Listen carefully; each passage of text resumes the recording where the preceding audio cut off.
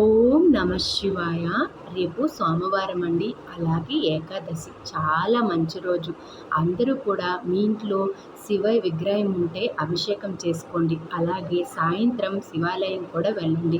వెంకటేశ్వర స్వామి గుడి ఉంటే మీకు దగ్గరలో వెళ్ళి తులసిమాల వేస్తే వెంకటేశ్వర స్వామికి చాలా ఇష్టం అండి.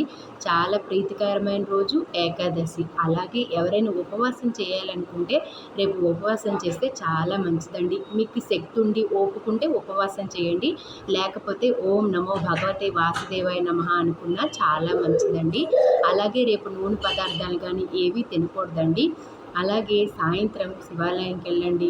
ఇంట్లోన శివయ్యకి 5 ఒత్తులు వేసి దీపం వెలిగించుకుంటే చాలా మంచిదండి. సోమవారం పడింది, చాలా మంచి రోజు. ఎవరికైనా పేదవాళ్ళకి దానం చేసినా రేపు ఏ ఒక్కటి కూడా చాలా మహాపుణ్యం అండి. లేకపోతే బ్రాహ్మణుడికి కూడా ఏదైనా బియ్యం కానీ పప్పులు ఇచ్చుకున్నా చాలా మంచిది. ఏకాదశి రోజు మనం ఎంత దానం చేస్తామో మనకు అంతకు 1000 రెట్లు భగవంతుడు మనకి ఇస్తారండి. ప్రతి ఒక్కరు కూడా ఓం నమో నారాయణాయ, ఓం నమ శివాయ అని రేపు మొత్తం అనుకోండి. చాలా మంచి రోజు, సోమవారం కదా. ఓం నమ శివాయ.